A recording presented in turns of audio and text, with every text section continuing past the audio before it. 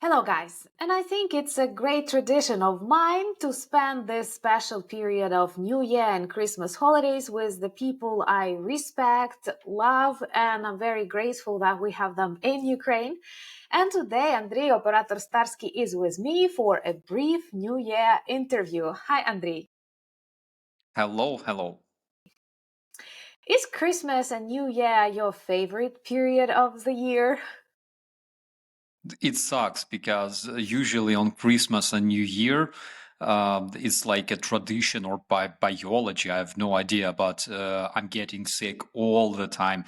I remember Revolution of Dignity. I got sick and I was sick for 3 months straight because I didn't treat myself. But this year, it seems a bit different because I don't see shahis flying over me for the first time in almost 3 years.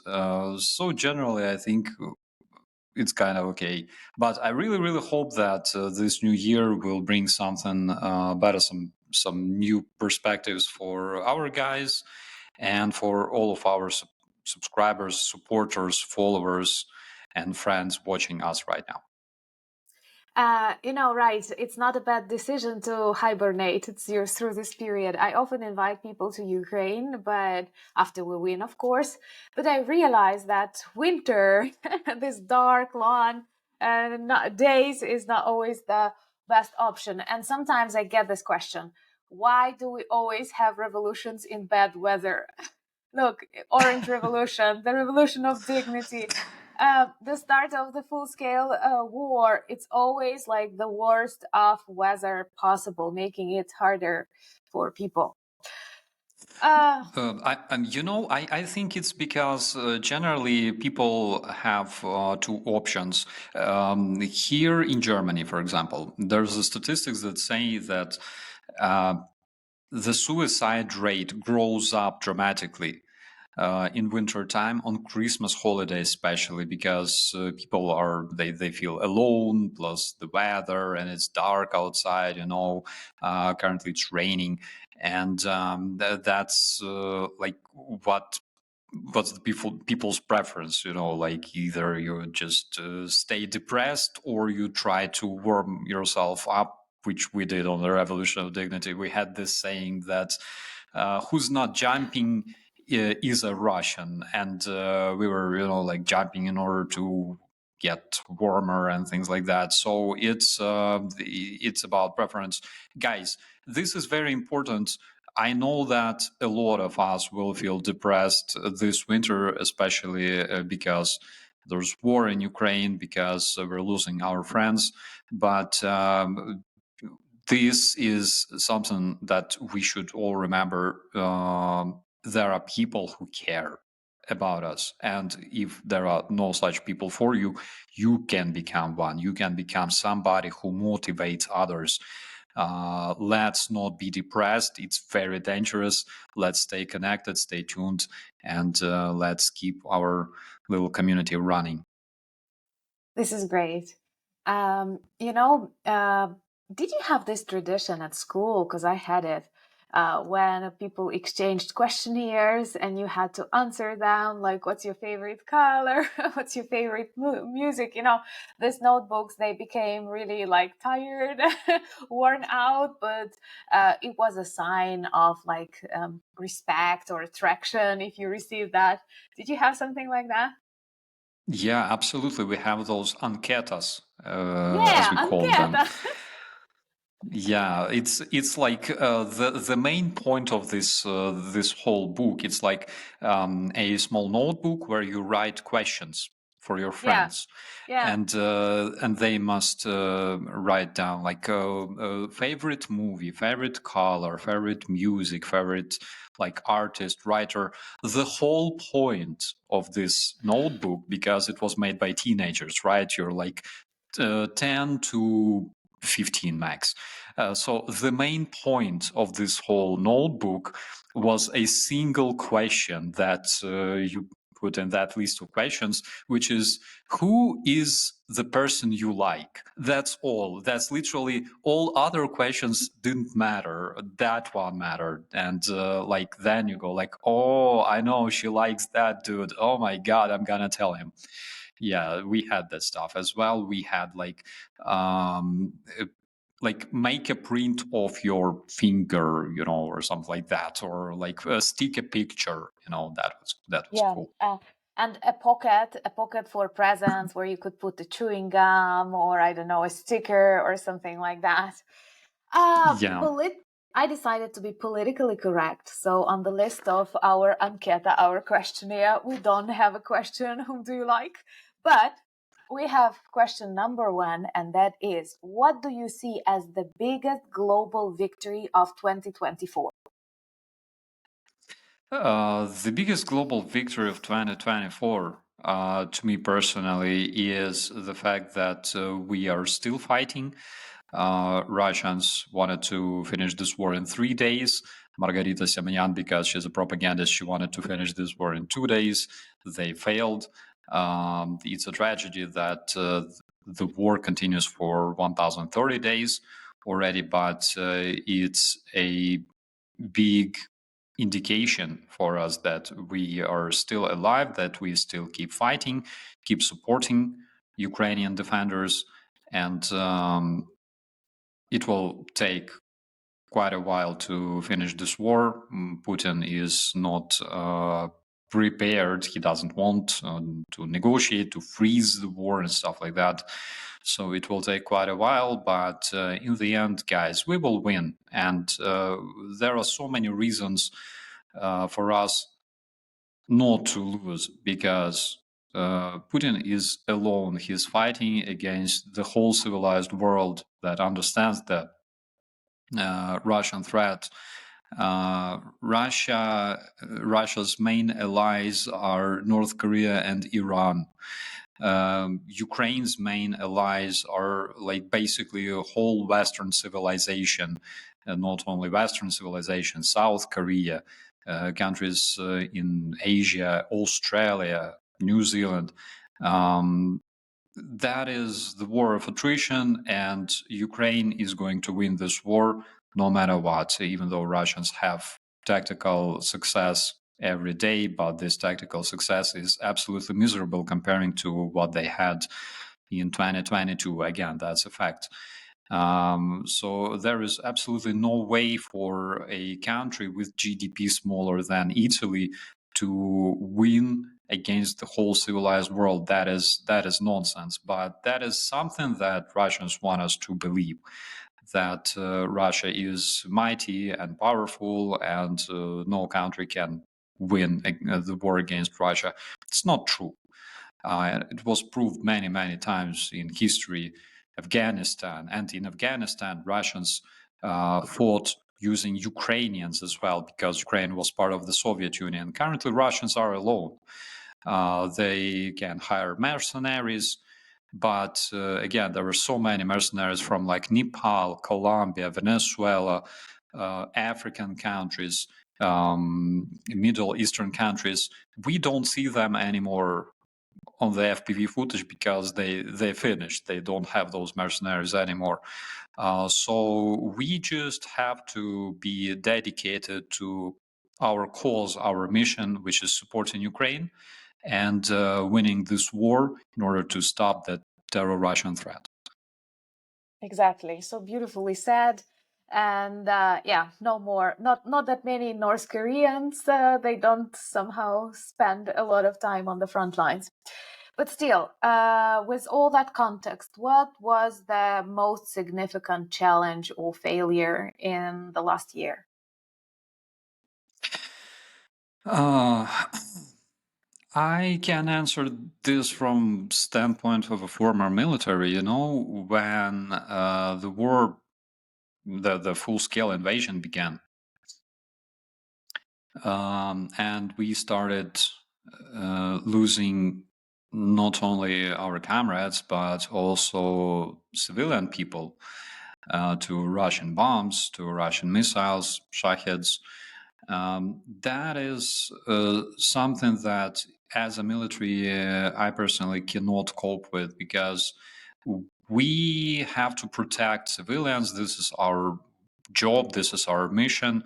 We have to protect lives as a military, but we don't have this magic dome, this magic blanket that we can just spread over all the people, all the Ukrainian population, and literally save them from Russian atrociousness. And to me, this was always the biggest downside, the biggest flaw, because we cannot save everybody, no matter how hard you try. And I understand that this is impossible to do, like physically impossible, but this is something I still cannot cope with. Yeah, you're right. And this is another argument why Russia must be defeated and demilitarized. And a tricky question. If you could say something to Putin, Zelensky, or Trump, a sentence or two, what would you say?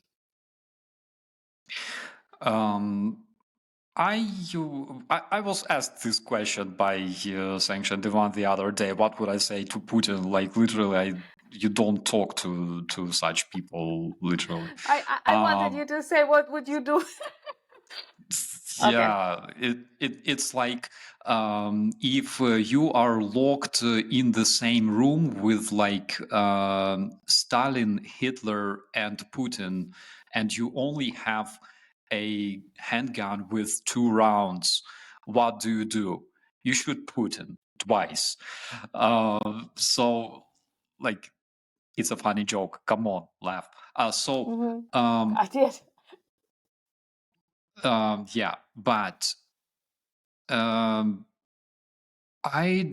never really thought about it, because though, like Zelensky, I would of course take a couple of lessons of playing piano, right?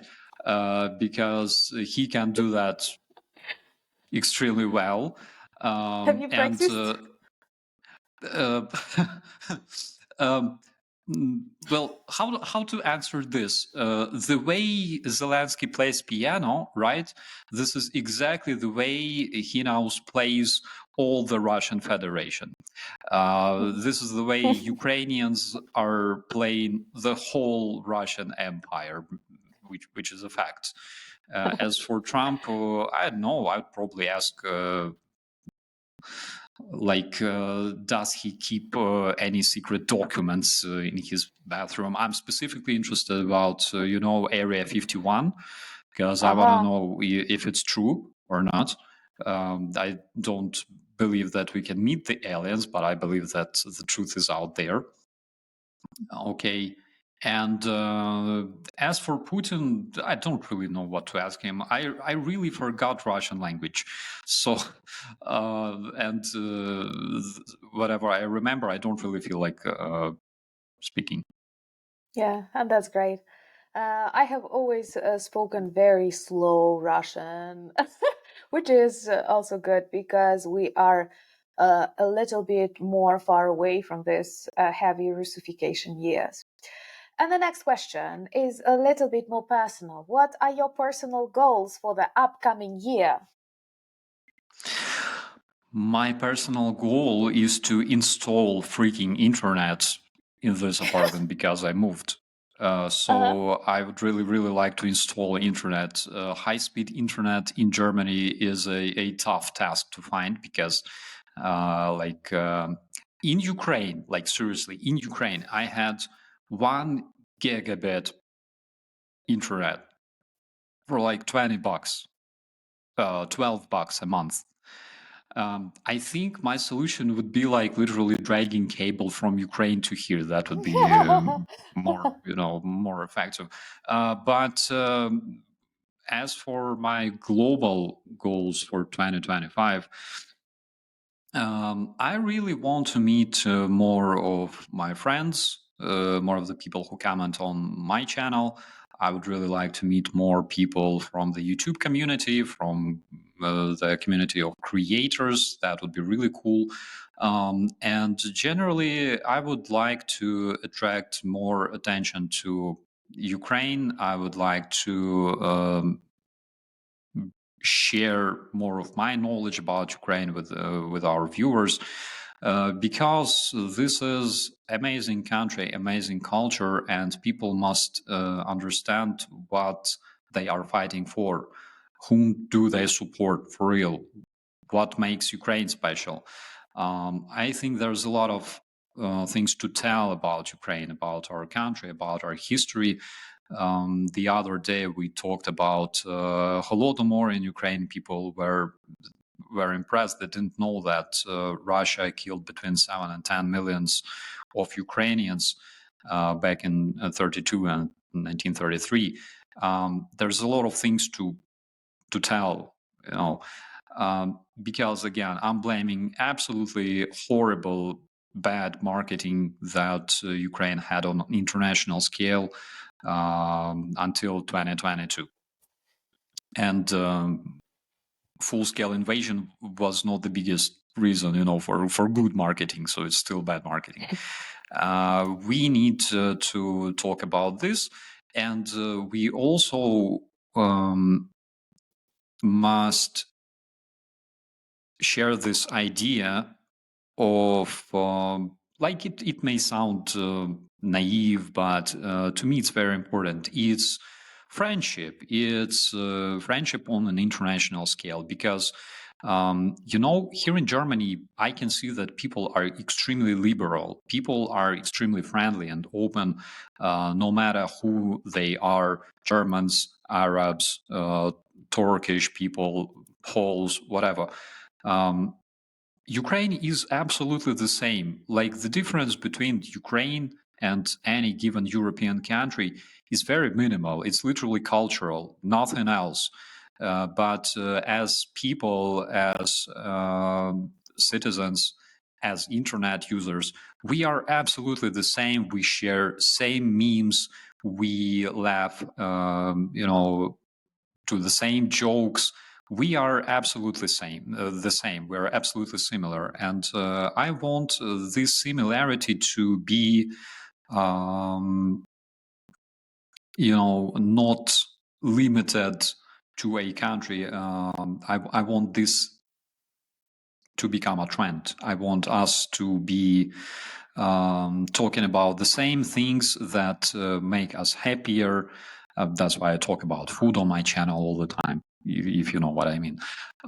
So I want to find and share as many things that make us happy and make us closer as possible. Maybe I will use this platform for this purpose. Maybe I will use my side channel. But anyways, we will do something. That's great. And actually, friendship is definitely not something minor, not something naive. I think one of the reasons why we have all these authoritarian regimes rising and problems occurring, because people started to pay less attention to what we call values. They are not paper rules. They are actually things that help us survive as a humankind. Um, the next question is a little bit more optimistic, and that is, what is the best holiday gift you have ever received?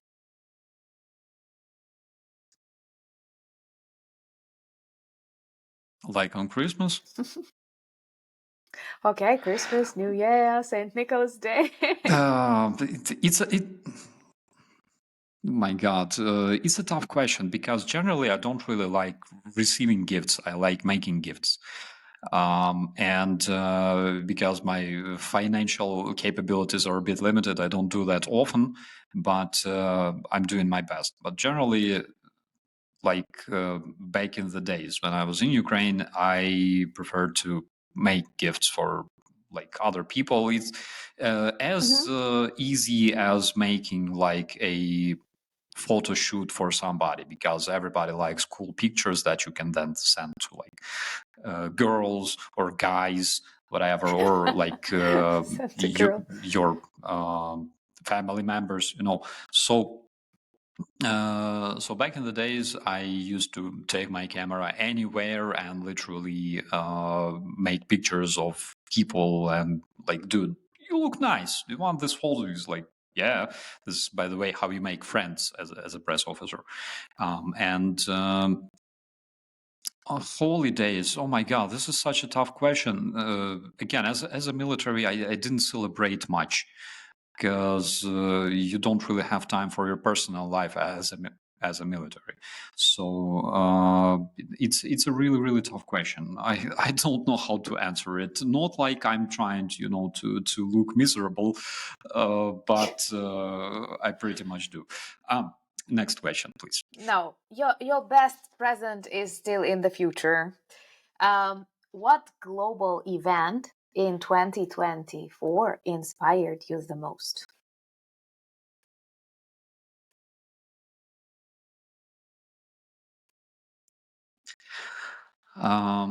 I can talk about the global event of 2023. That was the Invictus Games in Düsseldorf.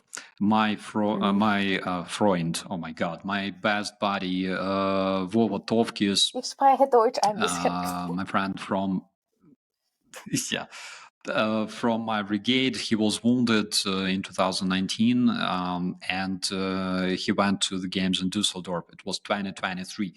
I was so happy when he returned. I think I made a video with him. It was absolutely amazing. It's so cool to see, people who lost like parts of their body, who lost ability to walk or something like that, do what everybody can do. Everybody is blessed with health, and those guys lose their health, and they still show just how much they are stronger than us. When you see guys without legs, for example, pushing those 150 kilogram barbell, that is something absolutely insane, and I think those guys inspire me.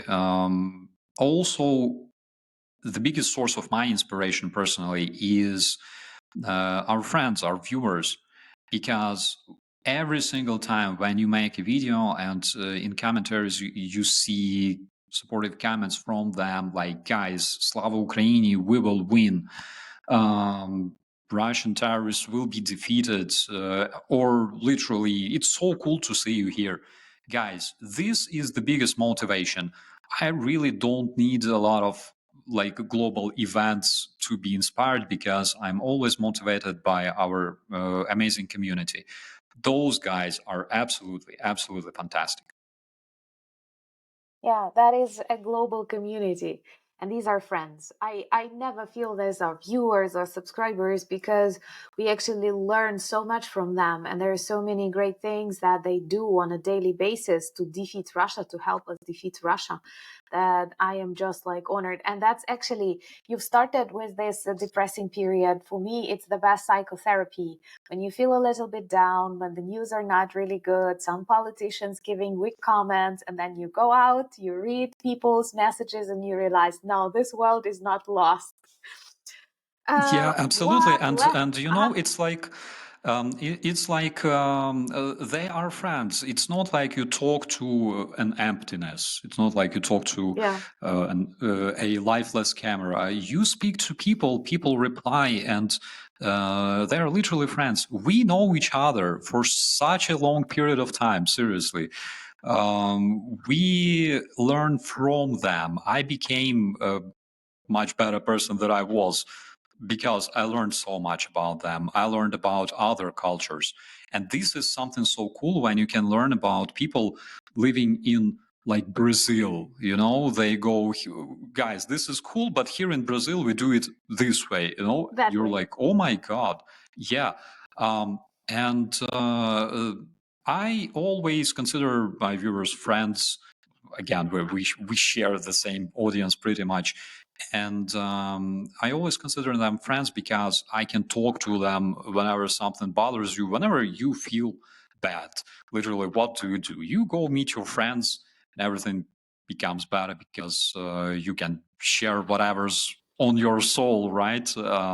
And this is the case you can literally talk to everybody in your comments, and they will always reply. And this is we are blessed to have those people as our viewers. We are really, really blessed. I totally agree with you.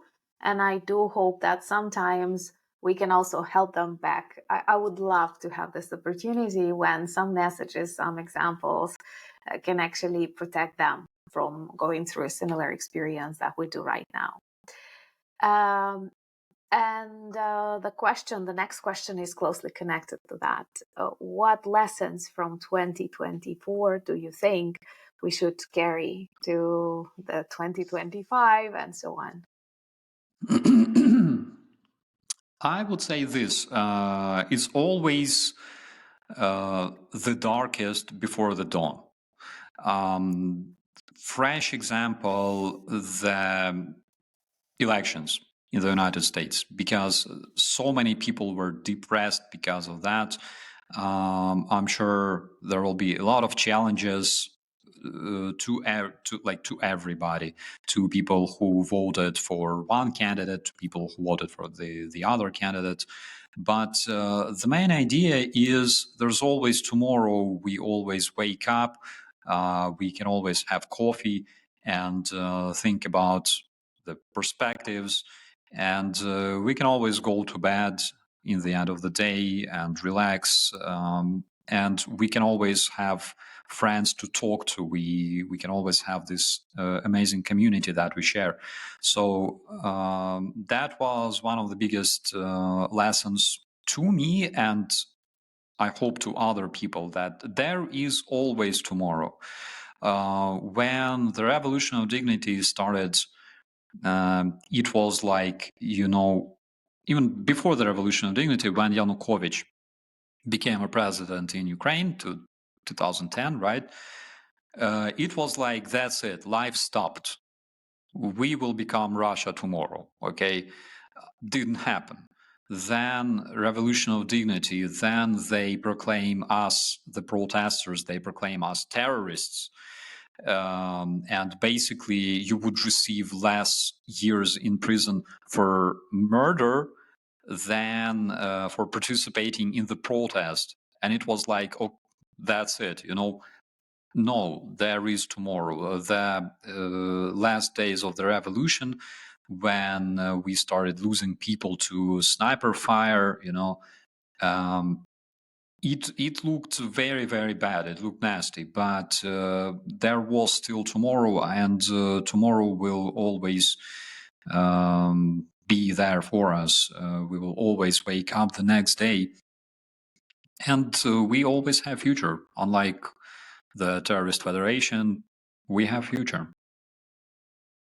Yeah, Russia is in the past, and that's why it cannot win, no matter what happens. Just like the choice is between how many good people we can actually lose, or we can save more lives and defeat them faster. And I personally like this option more. And perhaps the final question: what are your hopes for 2025? Internet, okay. I hope it will be installed here someday. And I really hope to see the party in Crimea. Again, sounds naive, but guys, Or Kremlin? or Kremlin, of course, shashlyk in Kremlin. Make barbecue on the burning Kremlin's ruins. That is another dream. My friends, again, let's return to this hard topic of being depressed on holidays. A lot of us do. A lot of us will do. But there is one thing that keeps me running, is that we should always motivate each other. Okay. And again, there is upcoming party that we should definitely attend in the future, after Russia is collapsed, after Russia is defeated, which will be an extremely huge global party of celebrating the victory over the Russian terrorism. And that is where we all need to meet, and we should all live up to see this day. So guys, depression is hard to defeat. I know myself, but we should do all we can, and we should always stick together, because the only support that we always have is support from our friends and our community, and it's really, really, really easy to find. It's there in the commentaries. Thank you so much, Andrii. Thank you so much for all that you do to change this Ukrainian marketing on the foreign arena. And it's really important to explain Ukraine. And first, we love our country, and that's what makes this information genuine and strong. So thank you for doing that. We need good quality internet in your apartment, and not just your dream, it's ours too, so that we have more updates. Thank you so much for coming, and щасливого Різдва. Thank you so much. Щасливого Різдва. Христос ся рождає. Славімо його.